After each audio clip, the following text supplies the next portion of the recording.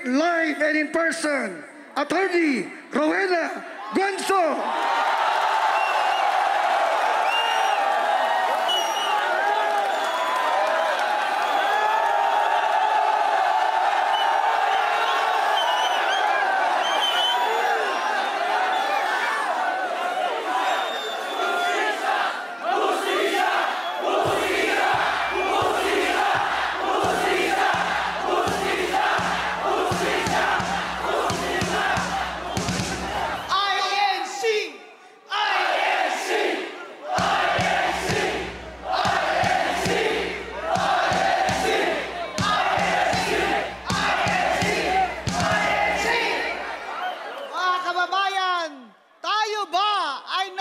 Demokrasya?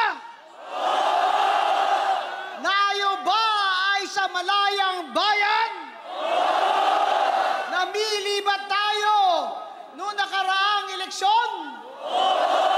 Pero tama ba ang mga ginagawa nila sa ating bayan ngayon?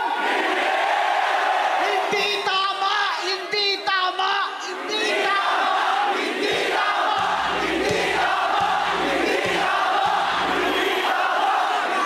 Kaya tayo nandito ngayon. Naninindigan tayong lahat dahil ito ang katungkulan ng mamamayan, hindi lamang sa ating saligang batas, kundi sa ating mga pamilya at sa future ng ating mga anak. Kung pinili natin ang demokrasya, tayo ay pinangakuan na sa demokratik na gobyerno ay mapapag-unlad ang ating bayan, mapapaaral ang ating mga anak, mabibigyan ng trabaho ang ating pamilya, ibibigyan ng hustisya pati ang mga mahihirap at walang magugutom, walang mawawalan ng bahay, at walang mawawalan ng pag-asa. Pero ngayon, ang mga pangyayari ay nakakawalang pag-asa. Hindi lamang sa pagmamahal ng Panginoon natin ay magsusurrender na sana ako. Walang pag-asa. Imbes na mag-surrender tayo, kailangan sumigaw tayo na ang karapatan natin sa isang malayang bayan na maunlad, na walang mga magnanakaw, ay karapatan nating mga Pilipino na magkakapatid, anuman ang ating relisyon.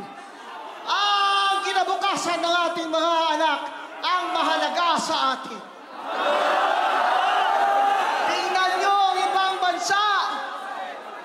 Tingnan nyo ibang bansa na 5 years ago lang ay nangunguna tayo sa kanila. Ngayon, nasa kulelat na tayo. Nasa ilalim na tayo. Turismo, kulelat. Edukasyon, kulelat. Employment, kulelat. Gross domestic product, deficit. Foreign direct investment, wala ng kapital na pumapasok. Kahit ano pa ang mga advertisement nila sa ibang bansa, wala nang gustong mag-negosyo na ibang bansa dito sa bayan nating minamahal. Dahil lamang sa isang tinaga, korupsyon. Dahil sa korupsyon, ang Pilipino na dating tinitingala sa ASEAN na tayo'y magigiting na mga tao, tayo mga Pilipino hindi nagpapalupig sa mga banyaga, ay ngayon nagpapalupig ba tayo sa mga kawatan? Hindi tayo magpapalupig sa mga kawatan. Kaya tayo nag-arali ngayon para marinig nila tayo na hindi nyo pwedeng gawin ito sa amin na walang mananagot. Kailangan may mananagot. At kung sino man ang puno nito, kailangan siya'y managot.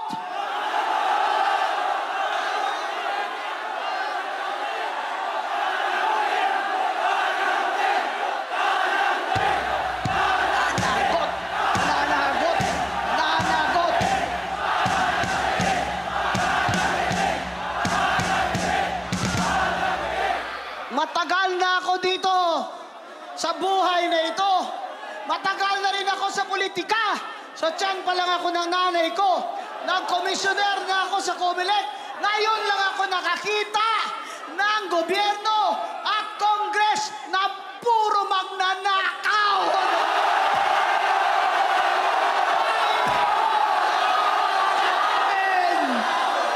Panginoon, maawa ka sa amin. Bakit humantong sa ganito? Sa panahon ng Pilipino ay halos wala nang makain 3 beses isang araw. Kalahati sa atin o 60 milyon ang nakakaranas ng gutom, habang ang mga buhaya ay pataba ng pataba.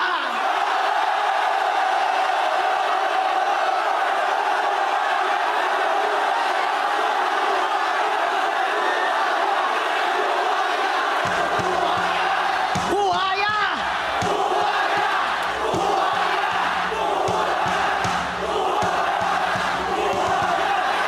Habang ang mga tao pobre ay nakapila para makasakay lamang ng jeep o bus, 5 oras hanggang makauwi.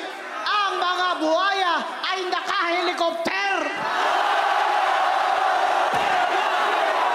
May pambili ng milyon-milyon dollars na mga aeroplano. At ang masakit pa sa lahat, pinagbabalaki pa ng mga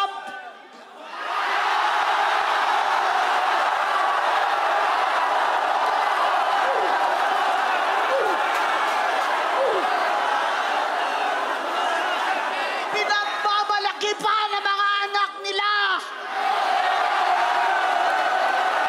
Yung mga gamit nila, kotse nila, relo nila, at bag nila, na sa isang bag lang ay makakapag-aral na ng 5,000 estudyante. At saan galing yan? Lahat yan galing sa atin. Mayaman o mahirap, nagbabayad ng tax. Sasakay ka ng tricycle, ang tricycle driver nagbabayad ng tax. Bibili ka ng grocery, may tax. Bibili ka ng gamot, may tax. Bat sila ng bat. Tapos isa dyan, tawagan nyo na talagang Batman.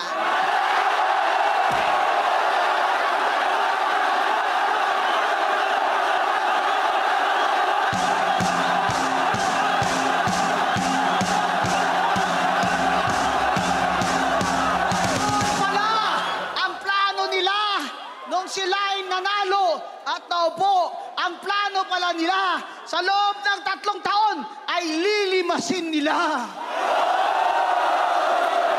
ang bayan. Habang tayo'y naghihirap, habang Pilipino'y nangangamatay dahil wala man lang pambayad sa doktor at sa gamot, namamatay ang mga bata dyan sa Philippine Heart Center dahil hindi napapaopera sa puso, habang ang mga buhaya ay wala nga ba silang puso?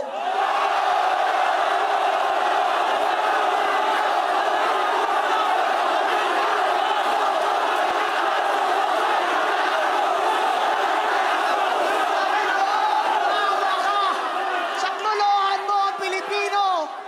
Saklolohan mo kami.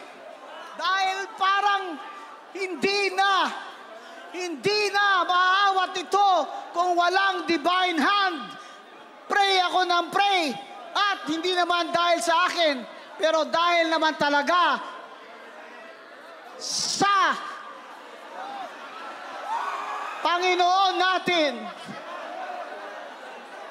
ay nagkabaha, lindol, baha ng mga tao, ang kahirapan at katakawan ng mga magnanakaw. Pupunta ka lang sa ospital, lulusong ka pa sa baha. Ay, mga anak mo dahil kinagat ng daga. Sana magpadala ng milyong-milyong daga.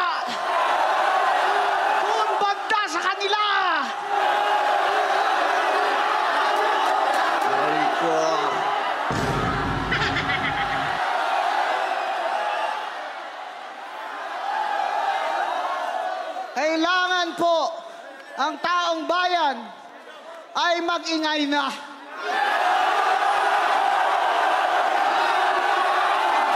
Tayo may obligasyon sa pagdarasal, kung hindi sa pag-aksyon din.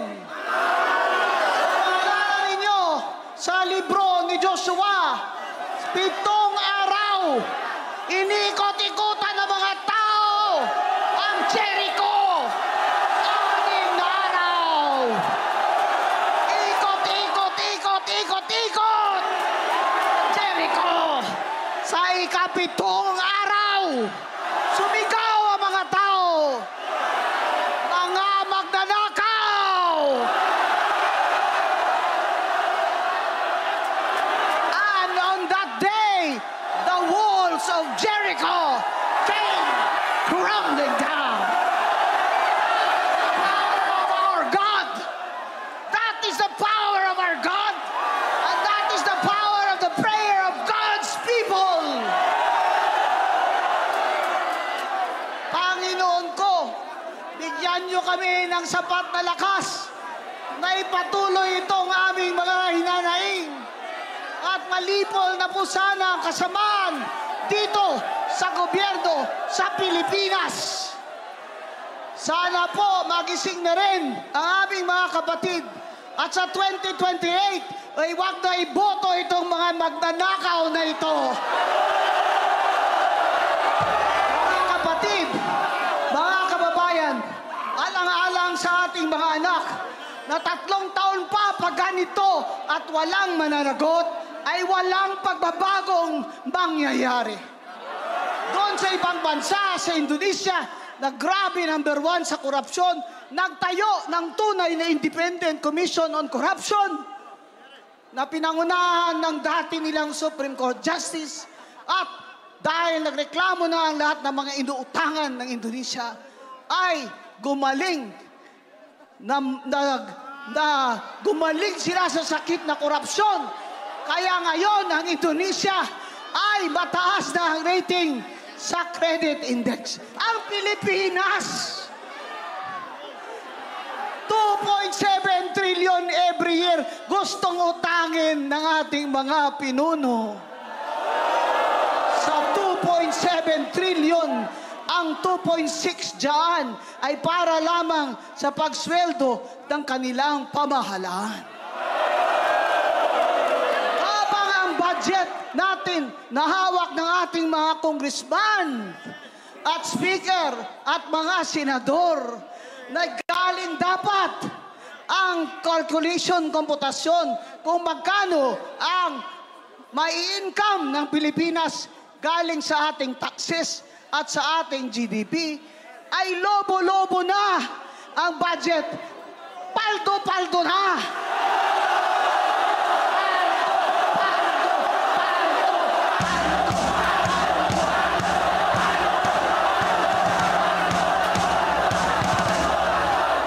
Paldo na, Congressman. Aray ko. Tama na! Tama na! Tama na! May mananagot! Mananagot! Mananagot! Maraming salamat mga kapatid. Pagpalain sana tayo ng bahang na Diyos. Salamatan natin, Attorney Rowena Benson. 4 na salamat po. Salamat po.